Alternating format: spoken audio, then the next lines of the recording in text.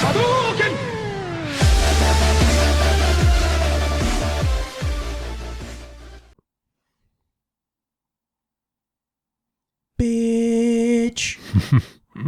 Ho.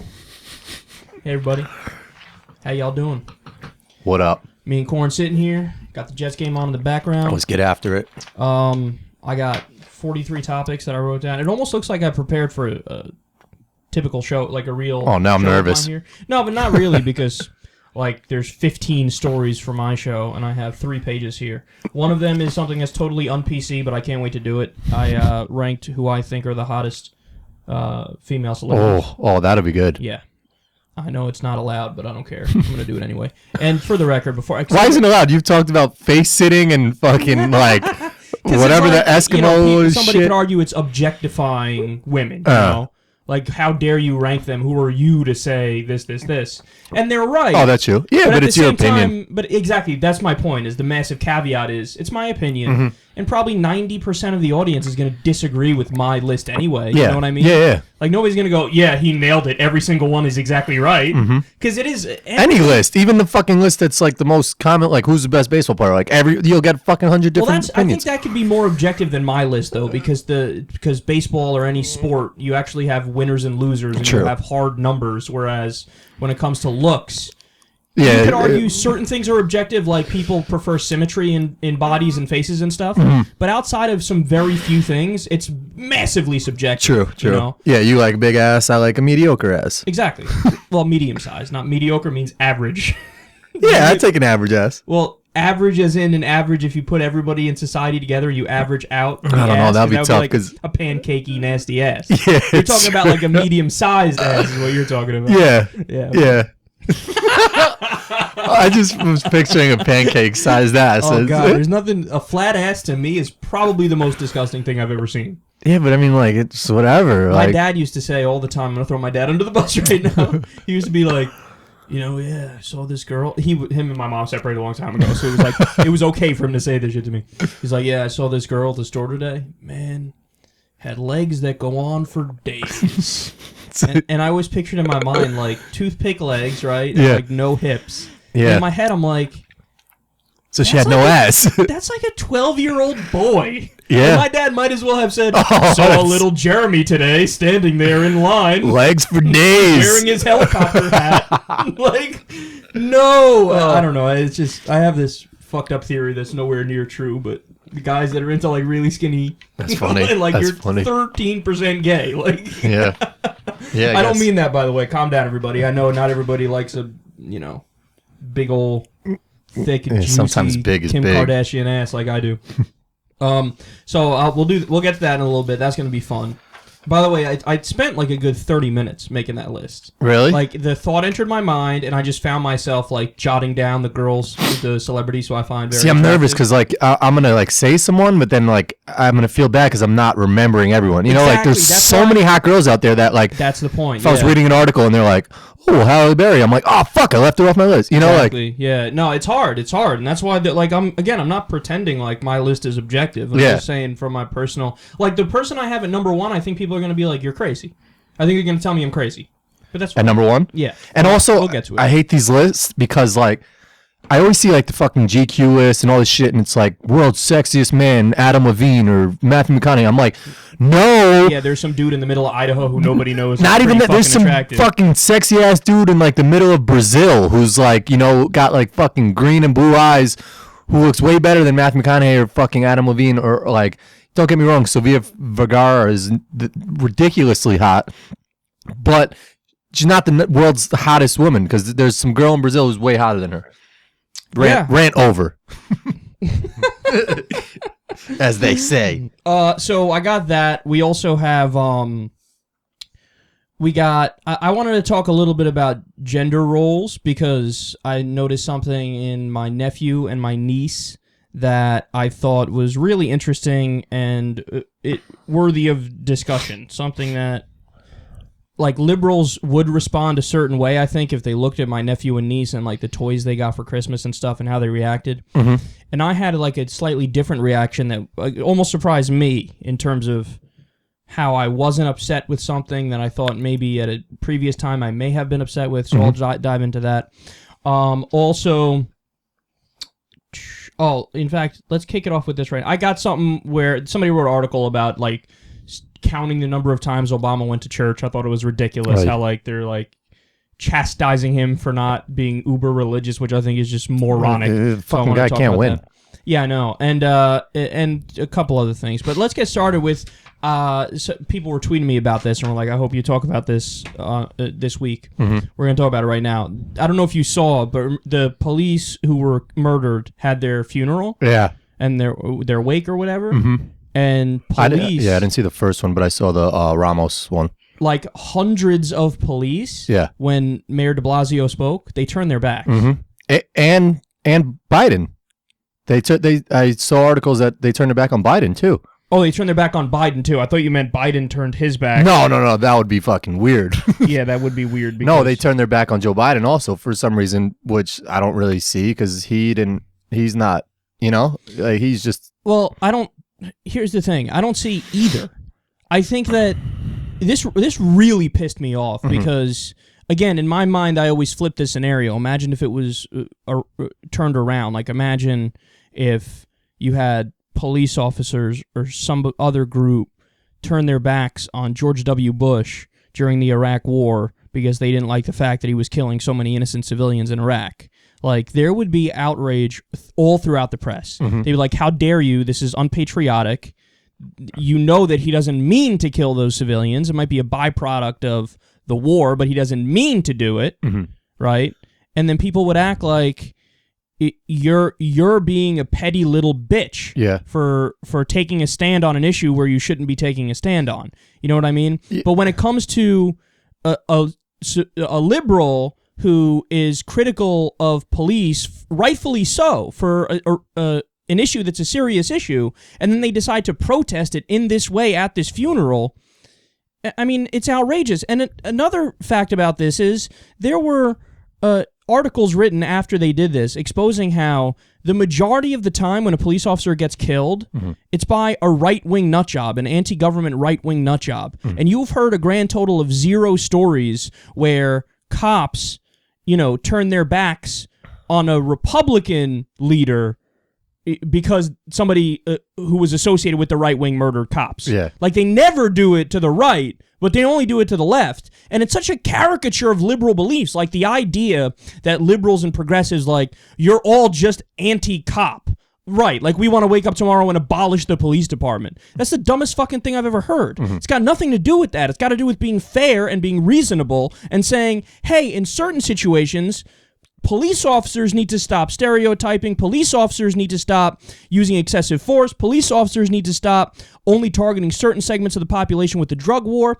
And at the same time, also, yes, police officers should not be fucking murdered. Yeah. I mean, they're turning their backs on de Blasio as if he advocated for murdering police officers, which is fucking stupid. Yeah, well, you have right-wingers that say the blood's on his hands, And that's flat out, like, I was thinking about this for the past few days. That's flat out, like, drool on yourself, low IQ, stupid. Like, if you really think that's what de Blasio believes, you're an idiot. You're a child, and you're honestly simply just playing this tribalistic game where it's us versus them, and anybody who doesn't agree with the cops on everything 100% of the time, always, you're against us and you're evil. This is exactly the kind of bullshit that we need the cops not to do. The cops are supposed to be more empirical. The cops are supposed to be to protect the people and to protect the law, and they're not supposed to be this overlord class that has this severe in-group, out-group belief system where it's like, you're either with us or against us in every way. Well, that's just an example of it right there. Them turning their backs. It's just like no one could say anything about it because they're the cops, and media's not going to say anything because there's 30,000 cops that are turning their backs. So what are you going to do about it? And it just shows that they're pretty much higher than the law. They could do whatever they want. They turn their backs in a situation where, it shouldn't have been done. The focus should have been on the funeral. Now the focus is on them turning their backs on de Blasio and Biden. Whereas they should have been focusing on the funeral and the cop who lost his life and his family. But it goes back to, we're above the law. We're above the law. We're going to take a stand and do something that we all believe in. But who necessarily says that's the right thing, you know? So the cops, according to these idiots, the cops need to have no criticism whatsoever. Nobody can ever criticize the cops whatsoever. And if you do, even a little bit, then all of a sudden, now they want to have nothing to do with you. They'll turn their backs on you. And by the way, am I supposed to believe now that these guys are going to protect people that disagree with them? Yeah, so now it's just like, it shows even more division where it's like the cops are just working for themselves. Whereas like, this guy should be technically their boss. That's and right. It's just like, nah, fuck that guy. We do whatever we want. It strikes me as... Which is scary. Yeah, it is. And I can't get over the fact that you're turning your backs on him, which means that your perception of him is that he, supported the murder? Mm-hmm. Like, that's really is the implication here. They might try to come up with, like, a bullshitted, nuanced version of that, but that is what it comes down to. And this guy, the idea that this guy, Ishmael Brinsley, who did the murder, the idea that, like, he was sitting there listening to Mayor de Blasio's speeches and then made a rational decision to go kill somebody? Nonsense. The guy was arrested 19 fucking times for robbery, assault, all this different stuff. He shot his girlfriend earlier in the day, the same day that he murdered the police officers. Yeah. Obviously, this guy, he tried to commit suicide at one point. Mm-hmm. This guy had deep mental illness issues. So when he goes out and pretends like it's about Michael Brown and Eric Garner, he's just doing that to try to go out in a blaze of glory and to try to make him seem like he was standing up for some sort of backwards principle when we know it had nothing to do with that anyway. Yeah. Well, I'll put some of it on the police commissioner too, because, he stands up there with de Blasio at all of his speeches and, we'll say de Blasio is, he's for the police department. He gives us tons of money and millions of dollars. But come out and like really take a stand and say, it's not right that you're turning your back on our mayor, Actually, like, advocate for the guy if you really mean it, and show some control over your police department that they can't do this. I know it's hard when that large of number does something, but actually take a stand. And I mean, I don't know, it's not right, and he's not really showing any force behind it either. Who, the mayor or the commissioner? You're saying? Okay, yeah, man. I don't know. This is one of those things where I'm legit. I feel let down. Like, I feel legit. Like, really? Like, this is how stupid you guys are. Mm-hmm. Like, I didn't know. Like, I knew that there's this big feeling of like the blue shield and we're the police and we only look out for each other. I knew that existed, but the extent to which it exists, where they buy into their own narrative that's largely made up and that they carry out actions in accordance with that. But that shows that you gotta fire some motherfuckers now. Yeah, that's what I'm saying. What do you do? I mean, there's just so many connections to the police department. There's somebody's wife, somebody's brother. I'm like, I don't really know anybody in my family who's a police officer, but everyone in their family has someone besides me who has a police officer in their family. So it's like they have a connection to it. So if one turns their back, someone can relate to it and say, well, my uncle's a cop, so if he believes that, I stand with him. What the hell? What do you do? How do you control the situation? Look, man, I've said for a long time, there are a lot of people who've messaged me and, like, not a lot. There's been a handful. Mm-hmm. There's a very tiny percentage of the progressive community that they do want to find, like, a whole new way to do this thing with policing that's, like, a totally revolutionary idea that I can't even put into words. They just don't believe in the idea of policing. I don't agree with them. I'm more with the majority of the American people and the majority of progressives, where I believe you have to have a police department. Of course. But at the same time, you have to have them enforce things that should be enforced. So what I mean by that is you have to take away the ability for them to do the harassment that they do. You have to take away the ability for them to have this in-group, out-group mentality. And it's a hard thing to do because in some respects you're fighting against human nature more than you're fighting against anything else. But the way to cut back on police abuse and the way to cut back on this ideology of an in-group, out-group mentality is, number one, you have to have programs that have community policing. So people from given communities need to become police for their communities because then they already know people in their communities. They know that they're human beings. Last week I sort of agreed with you on that, and I thought about it. And I use the example as like in our school where if a kid sees a security guard or something that he knows he wouldn't do something. Mm-hmm. But then I took it to the streets. And if someone grew up in the projects and now they're policing the projects, if I'm the officer, am I really going to arrest you if I see you dealing drugs? Well, that leads to my next point. I think we should end the drug war. The fact that the drug war is... don't take drugs, but gangs. If I know a whole gang is coming, I'm not going to put myself in a situation there where I have to arrest every single one of my friends. Well, You see what I'm saying? So let me, I see my brother doing something. No, I do see your point, but so let's look at it this way then. Assuming what you're saying is correct and that dynamic would exist, would you rather live in a society where we have what we have now and like thousands of innocent people, or in the case of the drug war, millions of basically innocent people are arrested and put behind bars, wrongfully so? Or would you rather live in a society where some people go free when they shouldn't go free? Yeah, no, I agree with that. See what I'm saying? Yeah, like, if you have to break it down into that dichotomy of like either lock up people who are innocent or let some people go who are guilty, which side would you fall on? But then again, look, that's just a theoretical example because I don't even necessarily buy that. I do think that in the scenario that you're laying out, where like, hey, well, the police officer who knows these people, will he crack down on them if they do something like murder? Or if they... my answer to that is yes. I think they will. Because I think that once you get rid of the drug war, once you get rid of these nonviolent crimes that aren't really crimes, you take away the ability for the police department to harass people. You take away it's the fertile soil in which the police abusing their authority comes out of. So if the police know that their only goal is to, hey, all you have to do is arrest the people who do rapes. All you have to do is arrest the people who do murders. All you have to do is arrest the people who do assault and commit violent crime. I do think that police departments will carry that out. I think it would be a rare thing if you have somebody who won't arrest somebody who committed a murder because they know that person. Like maybe you have that sometimes with family members, and if that's the case with family members, you would just have to set it up so that you have this conflict of interest that isn't allowed. Like, you know how judges have to recuse themselves from cases when somebody's involved in it that's their family member or something. Like you'd have to have that with police officers in that respect.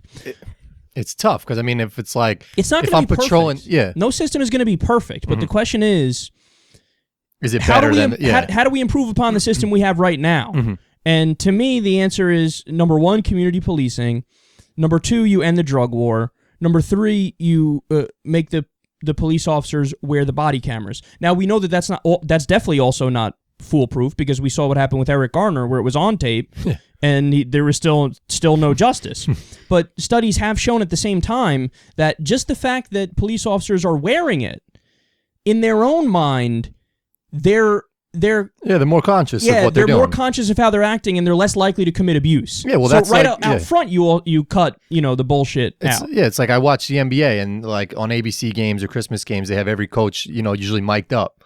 And you see, oh, now we're going to go to Greg Popovich. He's mic'd up, and he's a little more clear That's right. cut, and he's like not cursing. If you ever watch the show Cops, I call that a 50-50 show because half the time they're heroes. Half the time they're preventing assaults, rapes, all this stuff, and we've seen it, right? And then the other half the time they're just harassing somebody with drugs.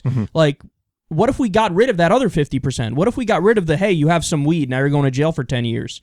How about if we got rid of that and we just made it so that society looks at marijuana and looks at other drugs like it's alcohol? The police officer would never bust down your door and say, you're drinking a Corona, come with me, you're under arrest. So why would they do that? Trouble. So why would they do that with drugs? So if you get rid of that aspect of it and you only have them police for shit they should be policing for, I really do believe that, like, in a short amount of time, you could really change the perception of the police department, particularly in minority communities, where they would go, oh, so now our own people are being the watchmen who are and also, look, if the people are policing from that community, from their own communities, there's also the idea that they're more willing to protect those people because that's their people. So if there's one person that they know who kills 3 other people that they knew, right? The idea of, like, they're only going to look out for the one person that they knew. No, what about the other 3 people that they knew that were murdered? They're going to look out for those people too. There's less that could go wrong with communities policing themselves, ending the drug war, and body cameras on the officers. And also, by the way, this is probably what some would say is my most extreme example, but I think the statistics show that we need to go down this road. I think protocol should be that the first resort weapon that's used by cops should not be the gun and lethal force. I think they should be allowed to have guns. They should be allowed to keep the guns in their cars. And if they show up to a place where there's already some sort of shooting going on, that then, of course, they're allowed to use the guns in retaliation. But the initial response should be some sort of incapacitating round in all circumstances. What if the protocol was you have to use your taser or you have to use one of the beanbag bullets that puts people down? You have to. So what would have happened with the Mike Brown case? He would have been alive. What would have happened with Eric Garner? He was choked out by a fucking insane person either way. Well, but the cop's always going to use the defense, that they felt threatened and they have to use their gun. I'm saying, what if we made it so that you're not allowed to use the gun unless there's a shooting already going on? You know what I mean? Mm-hmm. So your first reaction, you're only on your body is only going to be the incapacitating rounds, whether it's a taser or pepper spray or whatever, right? Yeah. And then in the car is the gun. So again, if you show up to a place where there's already a shooting going on, sure, use the gun. You have to use the gun. But if not, if you're just, going about your business, and like there was a case with some kid who was playing like Wii or PlayStation or something, and a police officer knocked on the door to serve a warrant or something to the father who lived at the place. The kid opened the door. The person just shot and killed the kid because they thought that the Wii controller was a gun. And in a situation like that, if you made it so that the gun's in the car and that the only thing you could use in that situation is the taser or the pepper spray, well, then the kid would have been pepper sprayed. We all would still be outraged, but the kid would be alive. Of course, yeah. It's so hard to argue that, though, because it's like a cop, nobody could put themselves in a cop's, body, and they don't know what they're going to when they're opening the door. They don't know if the guy behind the fucking door has a gun or something. They're going to always say they got to be prepared, and like they don't know what situation they're going to at any times. So they're going to feel they want to be prepared and have protection with them. Of course, they're going to feel like that. They're also going to feel like they don't want the drug war to end. They're also going to feel like they don't want body cameras on them. I don't give a fuck what they feel. Look at how what they felt left us with right now. The situation with the mayor, where they turn their backs on the mayor. That's all because, we feel like we're under attack. We feel like the mayor doesn't support us. We feel like he supports fucking murder. No, he doesn't, you dumbasses. Open your eyes. I mean, they're little whiny bitches, man. And don't get me wrong, any cop who didn't turn their back is a normal person with normal thoughts and normal feelings and not this retarded in-group, out-group mentality. And there's plenty of cops in America who saw that and were outraged as well. Mm-hmm. They're like, how dare you do something like that? And by the way, I would venture to say that a majority of the cops in the United States of America are good people only trying to do good things and actually went into the business to try to uphold law and justice. But there are some who are not like that, and you have to make the rules for our protectors to make sure that they actually protect us. We can't give them leeway. And also, when you look at like European nations, most European nations, they don't even carry a gun. The cops don't carry guns. In like Britain, they have goofy fucking billy clubs that don't do shit.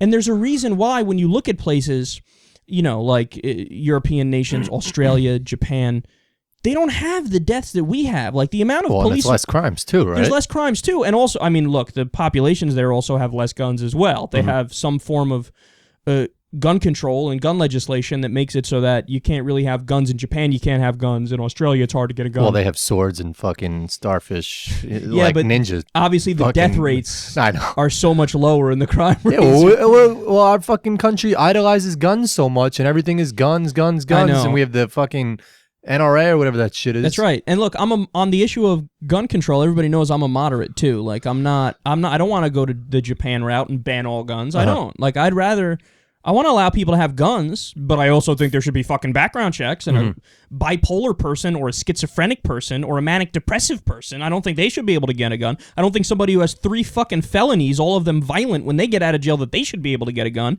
I mean, I think these things are common sense, and most Americans agree with me. 90% want a universal background check for all gun purchases. 60% want to ban assault weapons. That's another common sense thing. About 60% also want to ban high-capacity magazines. So these are all like moderate reforms that would greatly reduce the amount of gun violence in America. But again, the NRA and the gun manufacturers stand in the way of that.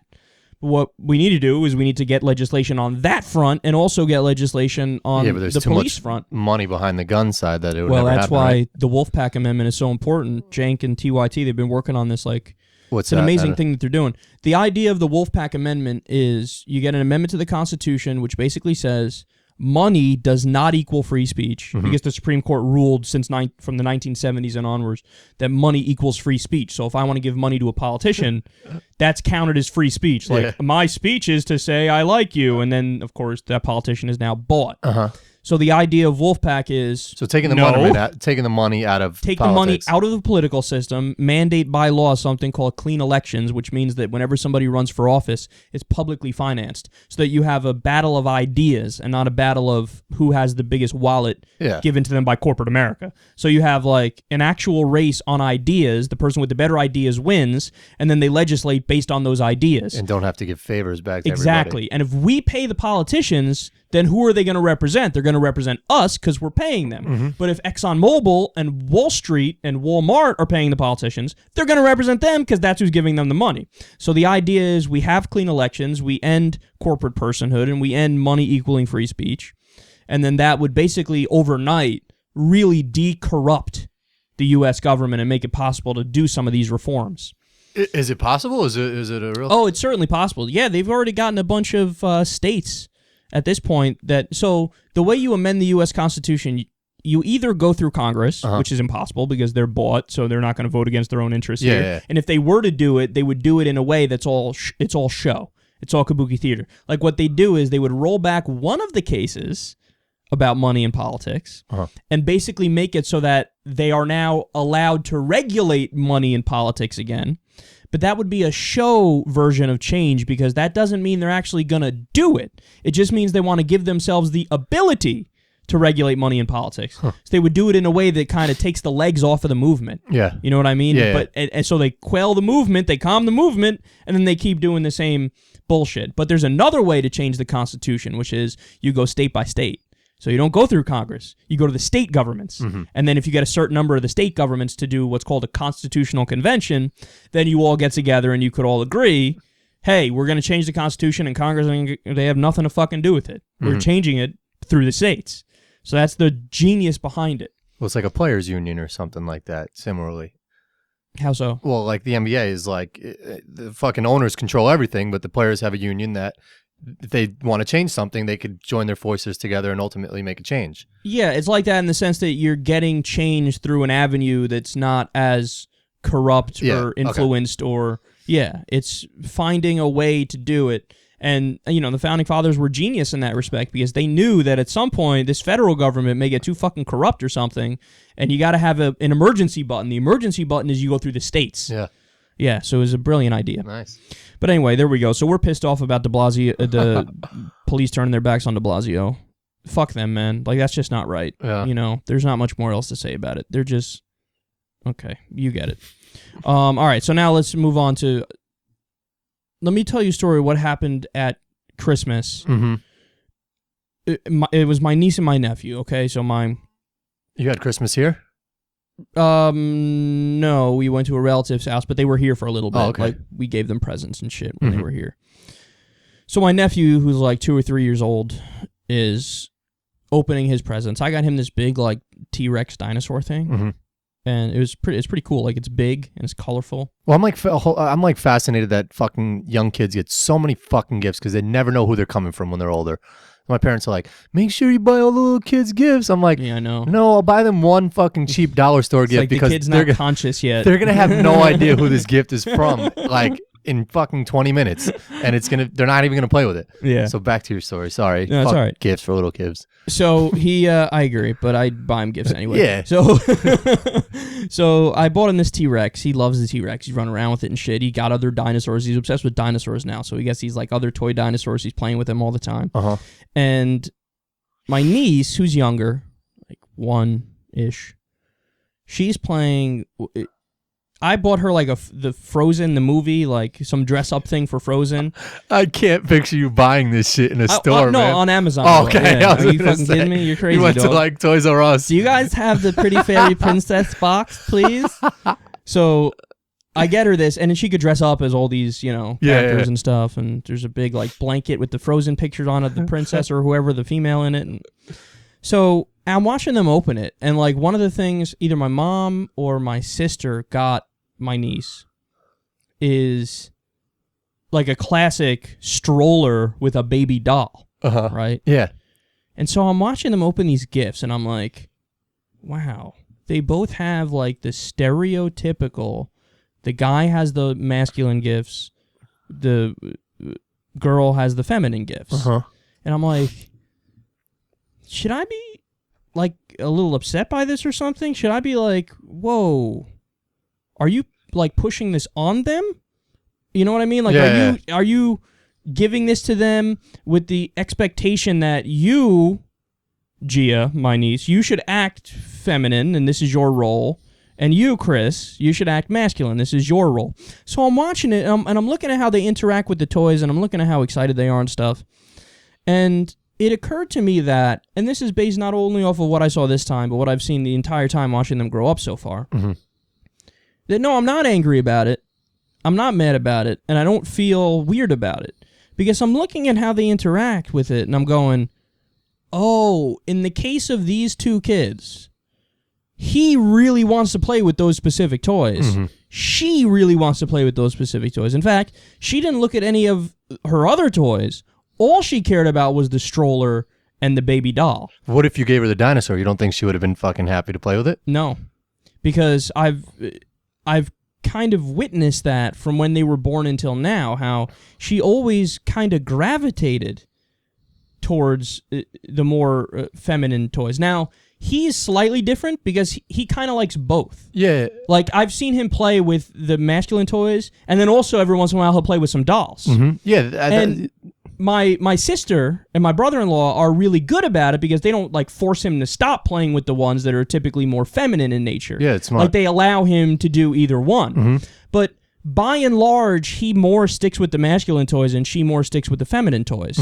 And it occurred to me that, and this is something we've kind of spoken about before on air, like when I was younger, I was maybe more of a, not revolutionary, that's not the right word, but I had maybe a different opinion on this, where I thought that like gender roles are 100% assigned by society, and they're pretty much total bullshit.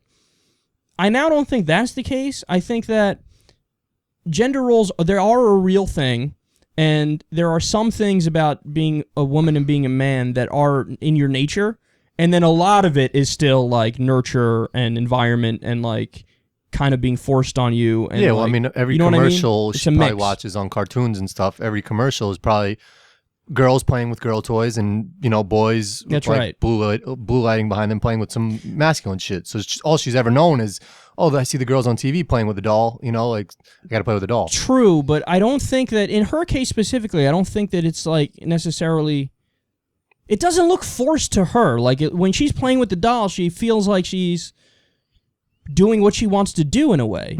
And my brother-in-law made a good point. He was like, well, actually, it does make sense from a nature perspective that she would prefer to play with the doll and push the stroller, because it's like her motherly instincts if to the protect maternal the kid. instinct didn't exist, we would all be dead.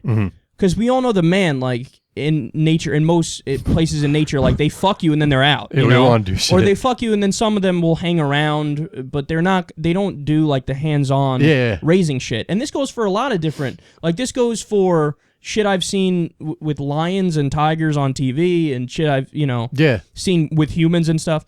So if that maternal instinct wasn't there, like, we wouldn't have gotten to this point. You know what I mean? But to me, I think the problem arises when there's a woman or a man, or I should say a girl or a boy, that doesn't embody that, and then it's tried to be forced on them through, parenting or through society. Where, like, if there's a girl who is naturally leaning towards, I want to play with the dinosaurs. No, fuck it all, I want to play with the dinosaurs. If at that point you kind of force your daughter to move towards the doll, then you're fucked up. And vice versa. If the boy wants to play with the doll and push the stroller, and then you say fuck you and you try to get the kid to play with G.I. Joes, they'd be all confused and not know what the fuck's going on. That's the problem. But the idea that, like, looking at how they naturally act, and, like, if they choose to play with the doll or if they choose to play with the T-Rex, that you then say, no, because I don't want you to be part of this typical roles.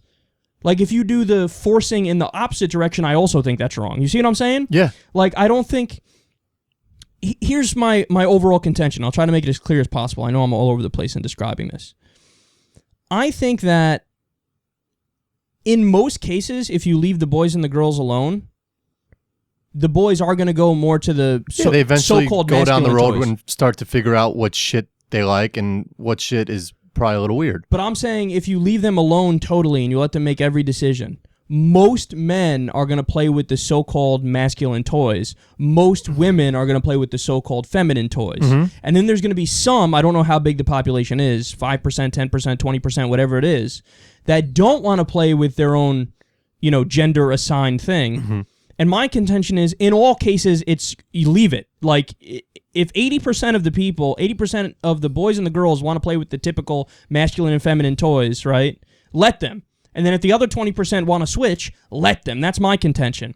But what I'm saying I don't buy the argument that some people would make that, like, no, you have to make it so that 100% of them play with the men play with the so-called masculine toys, 100% of the women play with the so-called feminine toys, And I also don't want the opposite, where, like, super liberals would say, no, don't even, like, let the men play with the masculine toys. Don't let the women play with the feminine toys. Make them both play with both toys, you know what I'm saying? Or make them both play with gender-neutral toys, right? I don't agree with any of the extremes in this. I think the people who believe it's purely nature are wrong. I think the people who believe it's purely nature are wrong.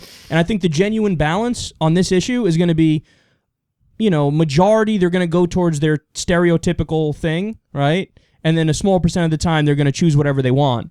They're going to choose opposite, maybe, and let them do it. You know what I mean? It's not necessarily a bad thing if a guy were to play with girl toys and a girl play with That's what I'm saying, toys, they figure shit out, and it's like they learn about, both sides of it. A young boy playing with a doll will learn shit maybe later in life that he'd remember from when he played with the dolls or when he picked up a tea set or something. That's right. Just like you learn both sides if you let them just figure everything out on their own, as opposed to, like you said, forcing them to do something they didn't want to do. True. But I'm saying even if the boy chooses just to go with the masculine toys, I still don't want to force that boy to use a doll. You see what I'm saying? Yeah. So in all cases, it's like, let it be. Yeah. You know what I'm saying? Yeah.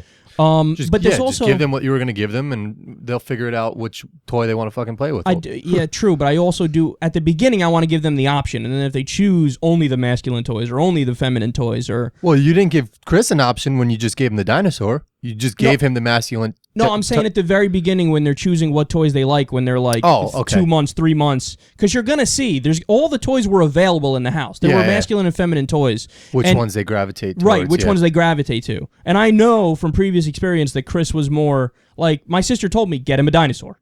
So I got him a dinosaur because that's more what he likes.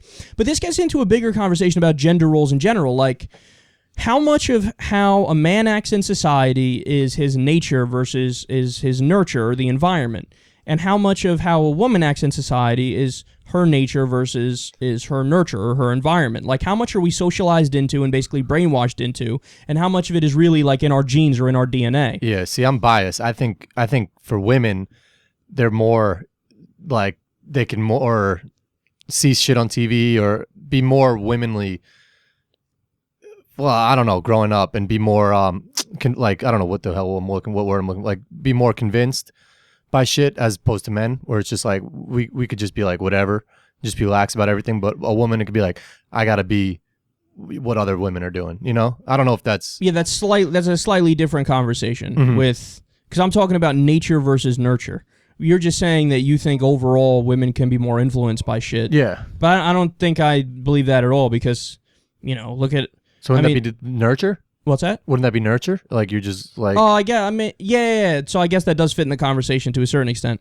But I think, if you look at guys are massively influenced by sports stars. Guys are massively influenced by... muscles and shit. Yeah. Right. And by people who, like, you could say I'm massively influenced by Bill Maher. I'm massively influenced by, my other political thought leaders, books I've read of certain thinkers. But I think our way is we look up to people and idolize them. I don't think we necessarily try to be them as much as women try to be. Yeah, but I don't look. I don't. I don't know. I mean, that's my opinion because I'm biased. I can't get into the mind of a. Yeah, I know. Well, women would have to tell us. More plastic surgery and shit probably done by women. I don't know studies and shit, but. Yeah, but I think that again that gets back to the same root issue. Why is that? Is that because it's in their nature to want to get plastic surgery more, or is it that it's the fact that society has kind of put on them this beauty ideal, and then they have to try to conform to that ideal in order to fit in and get attention. You see what I'm saying? And look, this is my overall take on gender roles, is that, or let me actually narrow the conversation down a little more to make it, so men and women, what percentage of the difference between men and women, or how much of the difference between men and women is nature versus nurture? Honestly, I think most of it is nurture. And I think people would disagree with me on this one, or some people would disagree with me on this one. And I know this somewhat contradicts my thing about toys. Like, it slightly contradicts that, because on that respect, I thought it was mostly nature and a little bit of nurture, right? But I'm saying overall, the total picture of how people act in society is that nature or nurture. I think that the differences between men and women, we can only say that the differences between men and women are the ones that we know are there and that are provable. So by that I mean, like, we know, as a matter of fact, that men have more testosterone than women do. Okay, boom, there's a difference. Now, what correlates with that? Some would argue, well, with testosterone, like, you're more likely to be violent and lash out more, and you're more likely to have, like, this monkey confidence thing, you know what I mean? Mm-hmm. So that's one difference. Another difference, obviously, is the sexual organs, right? Like, they have vaginas, we have penises. Mm-hmm.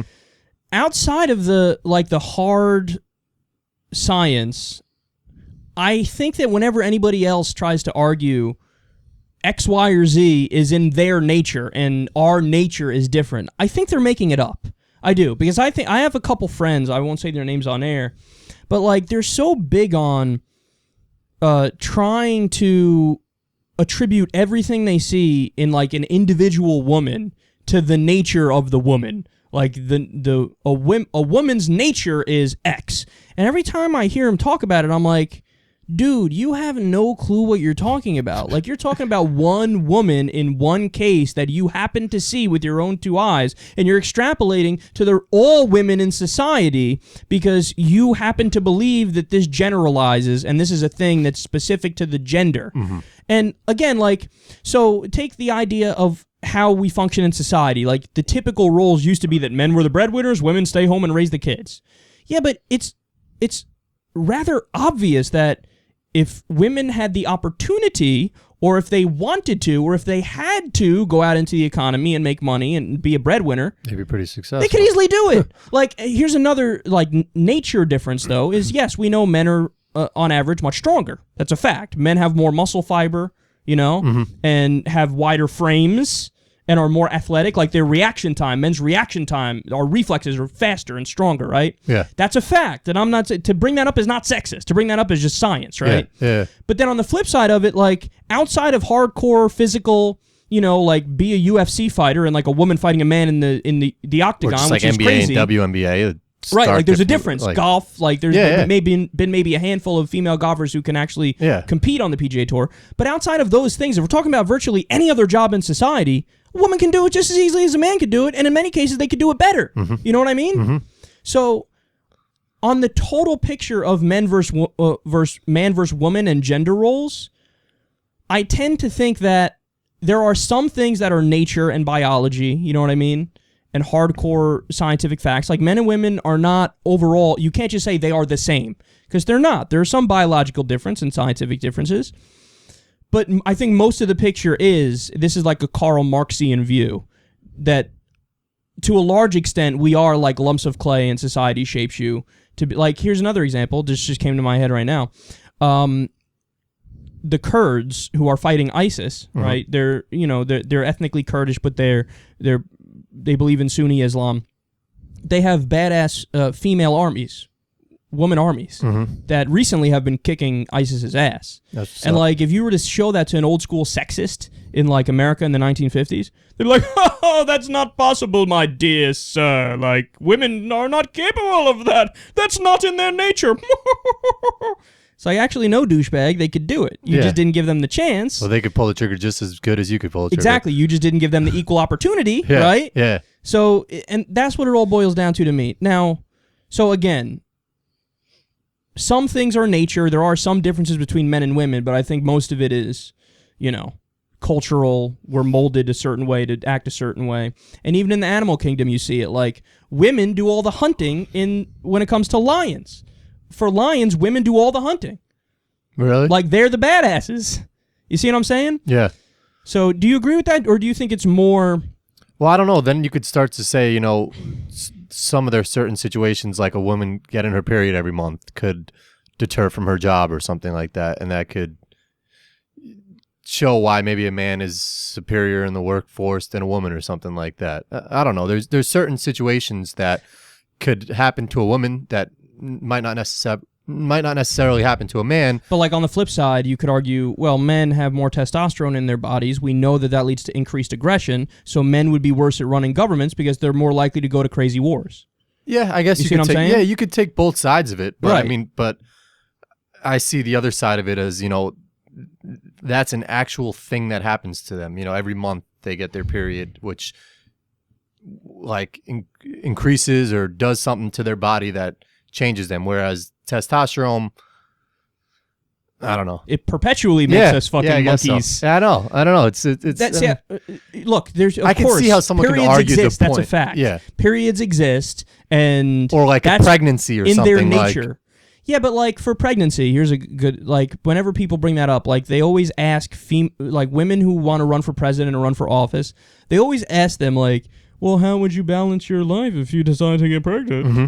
And the response from women, I think, has been totally correct because they go, you never ask the father about that. Like, you never go, well, Johnny, how are you going to raise the kids? The father's not carrying a fucking baby for 9 months? 9 months, 9 months. And by the way, you don't lose all of your mental capacities when you're pregnant. You just have something growing inside of you.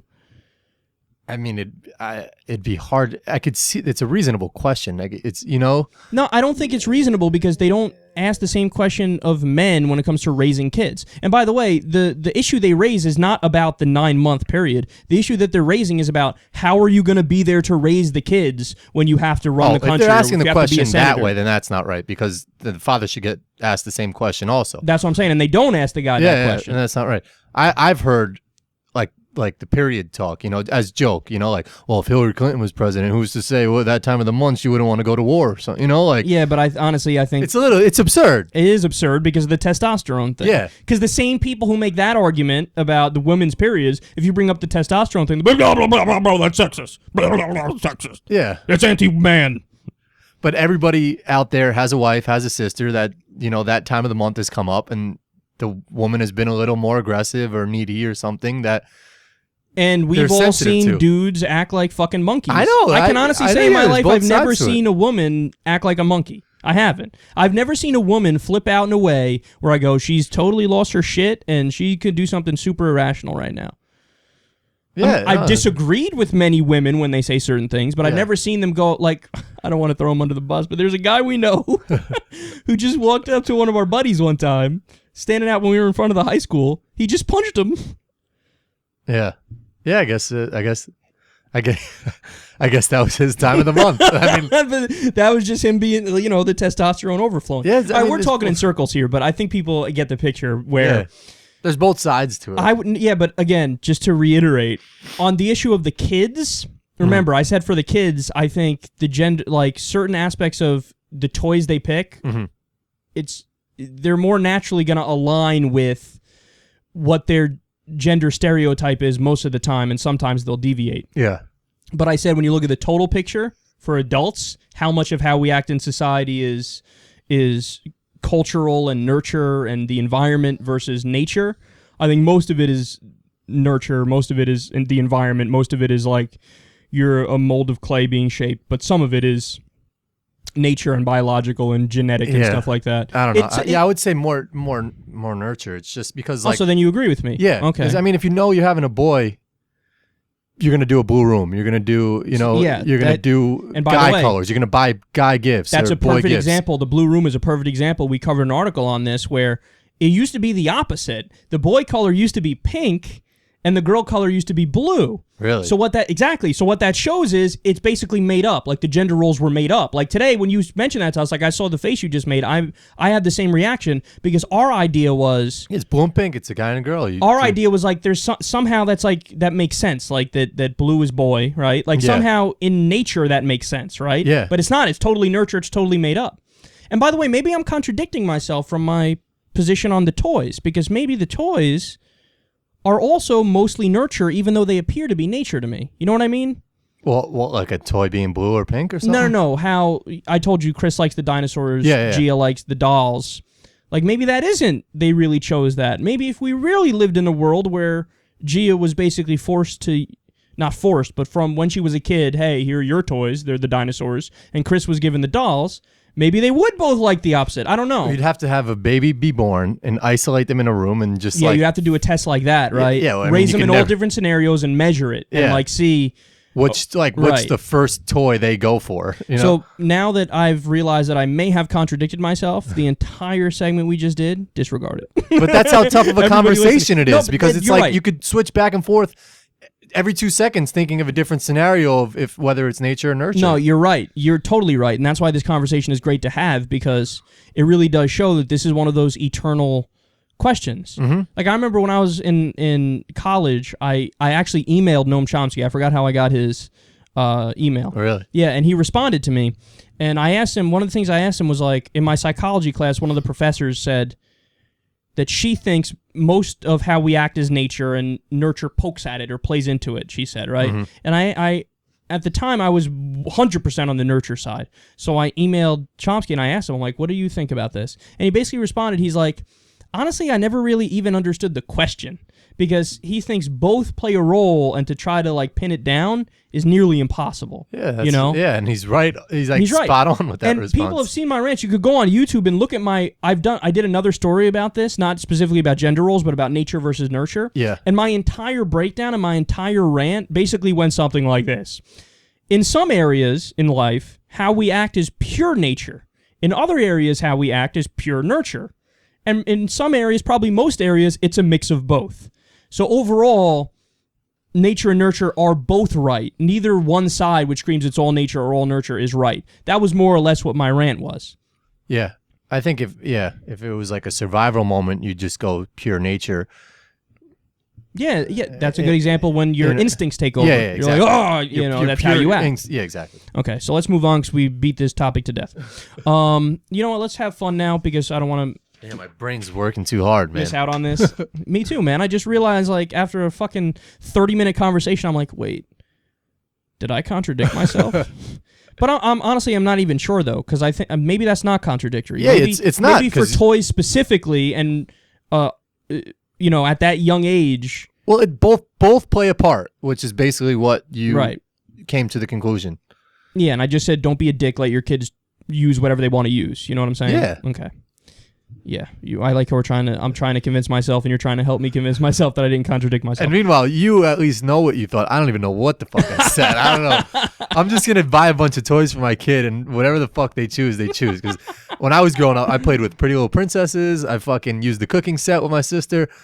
I played all those fucking girly games. I think there was one time when I was a kid, to like make my mom and sister laugh. Yeah. I dressed up in like Jenna's clothes, in my sister's clothes. Yeah, but that's shit that like when you're older, you can appreciate shit now, and you can relate with girls, because it's like, oh fuck, they gotta like put this dress on. I did that shit when I was younger. Like that shit. I don't know if I learned any lesson from it. No, but you other than that, that's not who I am. Like I look back on it now, I'm like, yeah, if it did nothing, it let you realize that that's not who you are. That's not my road. Everybody's got to try and play a fucking like a game, a girl game.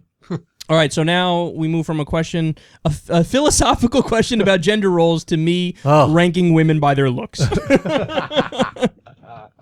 So again, I know this is purely nurture, right? I know that it's who I think is hot, basically, right? It's my opinion. So I'm gonna give you my top 10 who I think are the most beautiful actresses, celebrities, however you want to categorize it, right? So I'm gonna get some vehement disagreement on a lot of these, a lot of agreement from some people.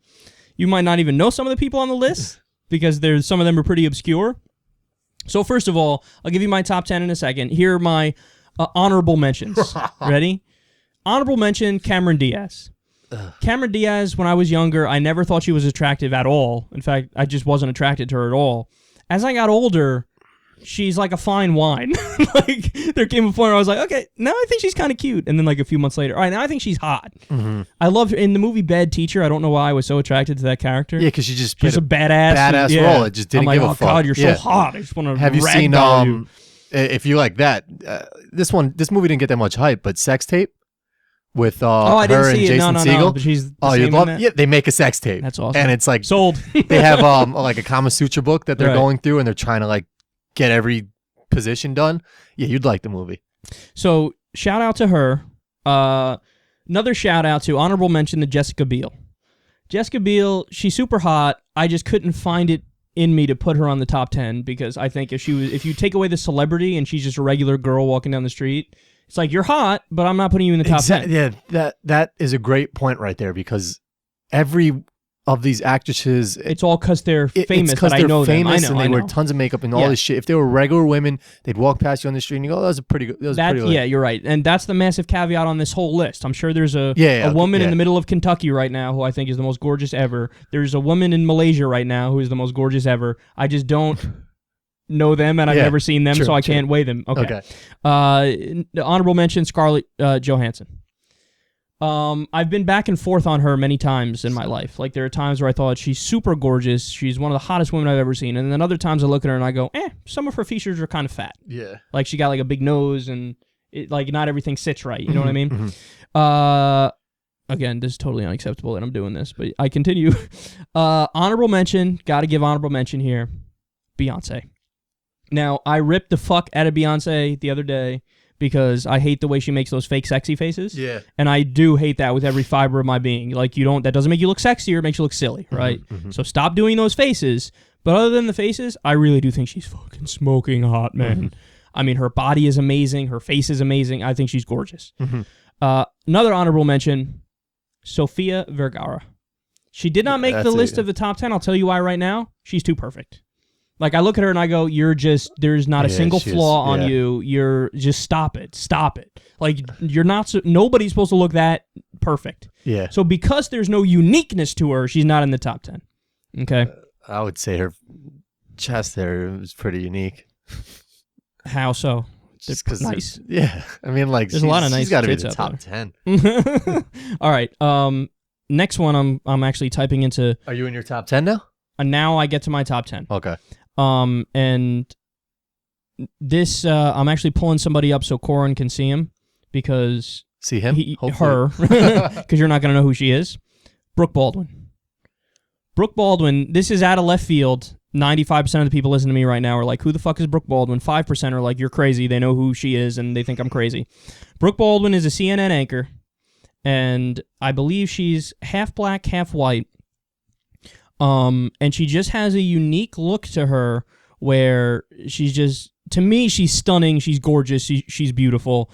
It's unique and beautiful, which is something I absolutely love. Yeah. You know what I mean? Yeah. So she's number 10. This is probably one of the areas of biggest disagreement. I think a lot of people will be like, you're fucking crazy when I say her, but mean it to my core, man. I find her stunningly attractive. So she's number 10. Number 9, Sophia Bush. You know who she is? Is she related to George Bush? Hopefully not. She's not.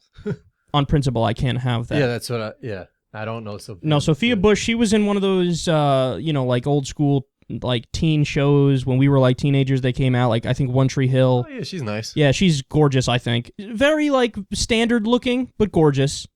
You know, like she doesn't have any, she's almost lacking in uniqueness because she's too... Plain. She's very plain, but it's a plain that's like that. Look at that. Yeah, right? It's a nice plain, but if you're just like girl, boy, like that's what you would think of. Just like just brown haired. So you're not as hot on her as I am. Nah. Okay. That's why we have this list, man. Everybody, I'm telling you, a lot of people are going to disagree. That I saw. I think her name is like Olivia Munn. I just got to give a shout out. Oh, Olivia Munn. I should have added her in my honorable mentions. She's nice. Gorgeous. There's something about her that's not. It's not my thing. Like there's something slightly about her. I don't know what it is. But when I look at her, I'm like, you're really hot, but I don't know. Like, I don't know. You know what I mean? She's got it. All right, now number 8. This one I really have to give a lot of props to because this person never would have been on my list a year ago, 2 years ago, not even in the conversation. 5 years ago, I would have said, I hate that person. Angelina Jolie. Nah, fuck her. See, okay, so you're in that camp. I was in that camp. Like, strongly, fuck her. Okay, like, well, not a fan break of her. down why. Explain why. She's too skinny. She's too into herself. She's too, like... Well, we're going on looks alone here, pal. Oh, yeah, true. I mean, come on, we're being... got a pretty face, we're being but I don't know. Idiots here. But I feel like that goes against what you want. Like she's like rail thin. Like her arms are rail thin. Her body's rail thin. I should also note she's got a really beautiful face. No, wait. I should note for the record here. I'm not talking about bodies. When I give the list of who I think are the hottest, I'm specifically talking about face. Oh, really? Because if I include bodies, I'd have to redo Oh, everything. okay. I mean, Because so you then, know yeah, her me, I face need a is up body. there, yeah. Like for my top 10, body-wise, they would all be Kim Kardashian-like. Yeah, Because yeah, that's yeah. the body I like. Yeah, You know Lisa what I mean? Ann, Lisa Ann, Lisa Ann. What? Lisa Ann, Lisa Ann, Lisa Oh, Ann. yes. Lisa Ann. Okay, so, I there's mean, I like can- half the audience right now, the guys are like, yes, when they heard us say that. And the girls And are like, if who the other half fuck are they don't talking know, about? have fun Well, when you some of them Google it. are women listening, and they're like, who the fuck are they talking about? Yeah. Oh. Yeah, face for Angelina Jolie, she can make a top 10 list. Right. So she's on the list. And again, for the record, like a year ago, I don't know why. I never thought she was all that attractive for the longest time. But it's like as I'm getting older, I'm finding certain women or certain looks more attractive. And now, for some reason, not only is she in the top 10, she's number 8. So she knocked out 2 people. Like that picture right there, I think she's beyond beautiful. Okay. I mean, this one too. Like that. Come on. She's good. What are you gonna do with that? All right, number 7. Let the hate mail flow in, but I had to put her on there. Okay, I really do think. I mean, I know she's the worst human being on the planet, but Kim Kardashian. Nah, I have to. No, I have to because I not only do I love her body, no, but her face I like they've too. shown her face like no makeup, pure like. But anybody without makeup's not. No, but hers is like bad. It's like we get too caught up with what they look like when we see them on like a magazine cover. She's bad. Yeah, no makeup. Yeah, no makeup. She's a disaster. Like she's bad. Yeah, like, no, I'm looking at her with no makeup, and that's unfortunate. You know, like her eyes are like really dark. Like it just does. She doesn't. It's nothing special. Okay, Like so here's my asterisk for Kim Kardashian. Kim Kardashian with makeup. yes. Okay. Number 6. I love this one so much, man. Olivia Wilde. She's good. Yeah. Oh God, there's something about her look that's like I look at her and I'm like, oh my She's got like God, nice so eyes perfect. too and stuff. Again, right? it's a unique look. Yeah. But she's super gorgeous. Yeah. You know. Yeah. I've kind of been like a little bit of a fanboy of her for a while. It's not fair. Yeah, no, you know. She's cool. Yep. Sudeikis is boning her. Right? Yeah. And I think they're they go baby, to a lot right? of Knicks Are they games. married? They might be married too. I don't know if they're married or not. All right, number 5. Again, I as a person, bleh, but looks wise, Megan Fox. Yeah. I mean, you got to. She's like the. Come on. Yeah. You know, yeah, like what is there to say? Yeah. She's good. Number 4, Jennifer Love Hewitt. Another just basic girl. I Like couldn't just disagree more, man. just pretty, For some just reason, pretty girl. I've heard a lot of people say that about Jennifer Love Hewitt. If anything, I think who was the number like 9 girl or whatever that I didn't know, or like Brooke Baldwin, the CNN one, or Sophia Bush. Sophia Bush. I feel like Sophia Bush. I don't know that photo. She looks good right there. She looks good. No, Sophia there's something Bush probably about looks her. better Like than it's not. She's got like a little bit of a longer face. She's got a little bit of a big forehead, right? Jennifer Love Hewitt. But those are things I've never minded. Those things. Like I think it might be because my face is like kind of more rounded. You know what I mean? And it might be that I don't know. A lot of the women I've dated have had like longer faces and bigger foreheads. Yeah. You know. Yeah. I don't know. Maybe it's something that's specific to my taste, but I think she's gorgeous. Mm-hmm. All right. Number 3. I'm gonna get. This is controversial. You ready for this? You ready for this? Yeah. Who you got? Kate Beckinsale. Who? You've seen movies with her before. She's older, but for some reason I can't get enough, man. I think she's. Look at this. Come on. I don't know what movie she's from. She's been in a few. She was in an Adam Sandler movie, I think. She was also in the new Total Recall. Yeah, I think I know her from an Adam Sandler movie. Something about her, I don't know what it is. And by the way, one of the criticisms of my list that I think is very merited, I think it's true, is that I like women who are very girl next story. Mm-hmm. You know what I mean? Yeah. But I don't know why. I just do. Like somebody, like people are obsessed now with Emma Watson. I'm not. Like that's not my thing at all. Nah, not like I look at fan. her and I'm like, that's a woman who other women find attractive, but who men are like, no thanks. You know what I mean? Yeah. Like women look at her and they're like, oh my God, I'm Emma Watson. I'm Emma Watson. Yeah. But guys look at her and they're like, I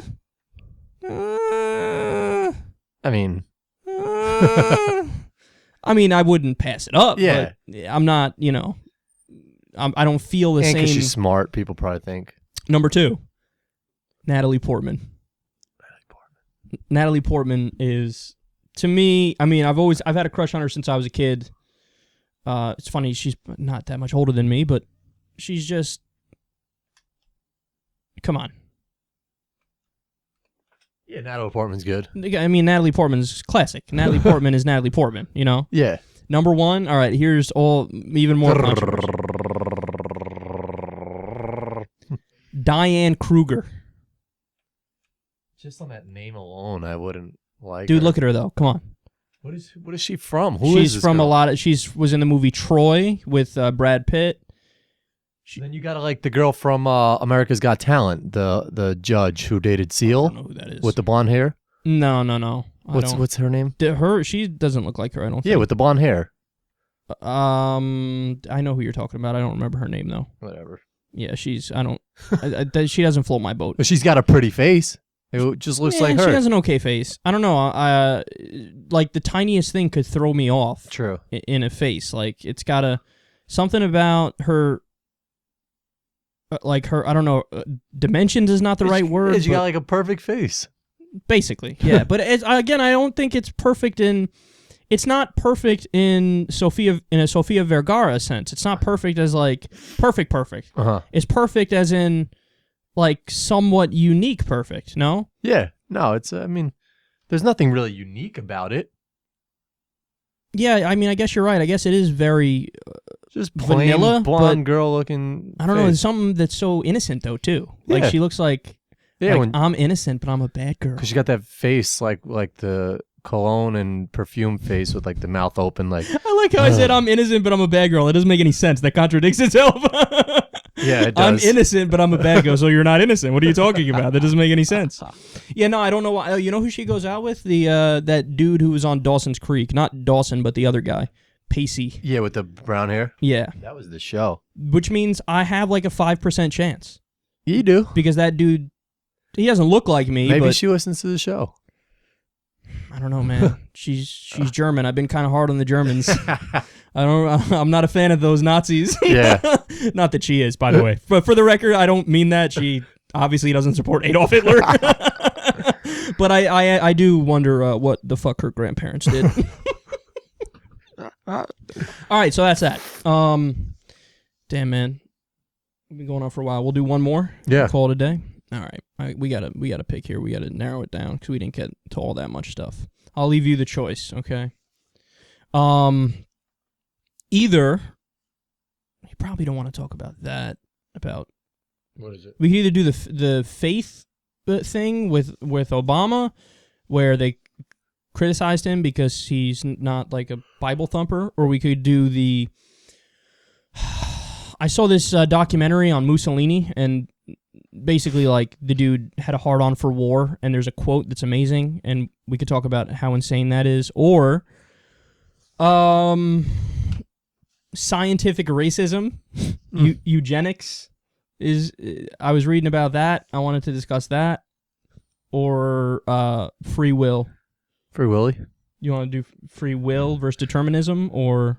Oh, your call. Whatever you think is the best story out of those. Well, we'll just do the faith one and end it on that. That's probably the easiest one to do. The other ones are very intellectual. What are you trying to say? I'm trying to say that we just spoke for an hour and 6 minutes, so we don't want to use our brains anymore.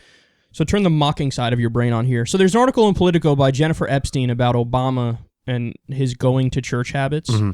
And I think it's one of the most patronizing, condescending, ridiculous articles I've ever read. Yeah. The title is, "Oh, come all ye faithful?" With a question mark. Like, are the faithful really coming? Our president's a heathen. So it says, Obama rarely seen in church, but advisors say his beliefs remain strong. She says, quote, President Barack Obama rarely goes to church and has spent just one Christmas morning of his presidency in the pews. Obama was widely expected to seek out a church in Washington that he'd attend with some frequency. Instead, he's attended the Sunday services only occasionally, visiting a patchwork of congregations 19 times in all since taking office, according to a political analysis of White House pool reports. So these motherfuckers were looking through records of how often he went to church. They say, in all, Obama has gone to services on about 6% of the Sundays of his presidency and just once on Christmas Day. In 2011, which also happened to be a Sunday that George W. Bush, by contrast, went to church on close to 30% of Sundays during his 8 years in office. All of this stokes criticism on the right with some arguing that Obama's professed Christian faith is a sham, or at least an overstatement. Oh my God. Like, when I read this, I think, oh, these motherfuckers have no idea what a free press is about. Because you're focusing on the dumbest issue, which has no relevance to the American people in terms of how their lives are affected, and you're just trying to rile up the dumbest faction of American politics. They're trying to get attention. That's just what articles do now. Well, they worked because we're talking about That's it. what I'm saying. Like, they're just writing articles to get their name out there. She's trying to get credibility, and she's obviously doing a good job of it. They just try and find a story that'll feel like will grab people's attention and get notoriety for herself. But I don't know why. But I mean, obviously, like any logical person and reasonable person can look at that story and just be like, come on, that's fucking bullshit. Like, you're really just digging for anything now.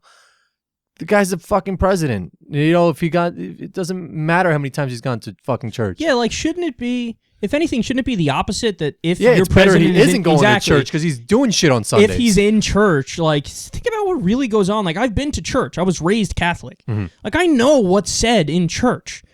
There's nothing there. Like, it's all, especially white churches are the most boring fucking things ever. They just, like, they talk, you know, blah, blah, blah, blah, blah. They read something with the Corinthians and Paul and the stupid message underlined that nobody knows or gives a fuck about. And they sing, and there's a guy walking down the aisle with a fucking dress on of a certain color depending on the day. Pass around a basket asking for money. Exactly. Like, shouldn't people be like, hey, man, why are you... It's like taking time out. Imagine if the president took time out every Sunday to go to a room where somebody reads Mother Goose to everybody, where somebody talks about the Tooth Fairy for an hour and a half, where somebody focuses on nothing gets accomplished, on Harry Potter or The Lord of the Rings, and they talk about that.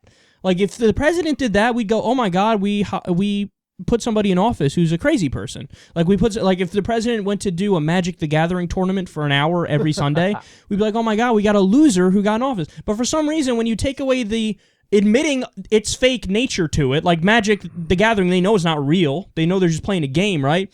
When you take away that aspect of it and you make it so that the places pretend like what they're teaching is real, now all of a sudden it's serious? Now all of a sudden, you know, he's supposed to sit there and listen and... And on the other side, if he were to go every single Sunday, you'd have people saying, you know, this guy goes to church too much. He's not working. Yeah. I would say if he goes at all, I'd say it's too much. Yeah. Like, if you're real, I feel like the numbers she intellectual... fucking put out there, I heard that number and I was like, that sounds all right. 19, yeah. Yeah. Like, that sounds reasonable. We got to get over this, man. It wasn't always like this in American politics. It was Jimmy Carter, the Democrat, who came along, who really actually was religious, and he kind of used that when he was running for office and, like, let people know. And then ever since then, every president had to, you know, be like, I'm religious, I believe in God, blah, blah, blah, blah. If you look at polls today, the American people are more likely to vote for a pot-smoking, philandering gay person than they are to vote for an atheist. Like, atheists are at the bottom of the list for people they'd vote for because they associate atheism with immorality. When somebody says, I'm an atheist, they think that means, like, they don't believe in right and wrong, they don't believe in anything. They think that means you're a nihilist and you don't care about anything. So we should be working in the opposite direction. Like, to write an article like this where, like, you're feeding into the narrative that it's right that we should want the president to go to church. It's the right thing that we should want him to suspend credulity and have faith in things that are bullshit. What's his name was a Mormon, right? Wasn't Mitt Romney was a Mormon, yeah. Way more likely to vote for Mormons than they are to vote for atheists. Really? If somebody says, you know, like, there's this British politician who had this famous line of, like, I don't think I have a direct line to the supernatural or something like that. That's just a great way of putting it. But if an American politician said something like that, there's a good chance you're done. Like, you're done. You're out of the conversation. You know, you're not taken as a serious candidate. Well, unless who's the guy that said we should put a fucking something on Mars? Or Newt Gingrich? Yeah. Base on Mars? Yeah. That's more reasonable, according to Americans, than saying I'm crazy. an agnostic. I don't know about, you know, the existence of a deity. Yeah, what I'm saying is the spectrum of thought in America is so heavily on the side of stupidity. Like, the political discussion is so far right-wing centered. Like, everything is right-wing. Even the liberal positions in the press are, like, centrist positions or center-right positions. The faith discussions are all, like, everybody agrees. Like, it's a casual agreement, like, oh, how much did Obama go to church? We should all agree he should go more, right? As if that's a barometer of success, or that's a barometer of... Like, well, that gears towards Fox News, and they could put that out there, and everybody who listens to them is just like, I'm in church every Sunday, you know? And it's just like, well, why isn't he at church? It just feeds the beast even more And from it's the so- conservative side. It's so openly anti-intellectual. Yeah. You know, like if that's what you're focused on, like you're not focused on, hey man, what's going on with Social Security? You're not going to cut it, are you? Hey man, I got to make sure my grandma gets her check. You're not going to cut that, right? Hey man, what's happening with healthcare? What the fuck's going on here? We got people going bankrupt because of healthcare. Hey man, I looked at what's going on overseas. We're fucking fighting wars in Syria, Iraq, Afghanistan. Yeah. I mean, we're doing drone strikes in Pakistan and Yemen and Somalia. I looked at all this shit. What are you doing about this? Like, they don't do that anymore. The press doesn't do that. The press isn't writing articles like, hold the fuck up. We got 900 military bases, people. Who the fuck has 900 military bases? That's more expansionism and imperialism than ancient Rome and Sparta and all these different places. What are we doing here? Is this what we really want? Why should we go down this road? The press isn't writing shit about that. They're writing shit about this. They're writing, oh, did the president go to church? Me no like it if he doesn't go to church. For my emotional needs, I need him to go to church and believe in bullshit. Yeah, everybody's Fuck turned you. into fucking TMZ. All right. That was fun. All right, guys. Love you to death. Thanks for listening. Kisses, smooches.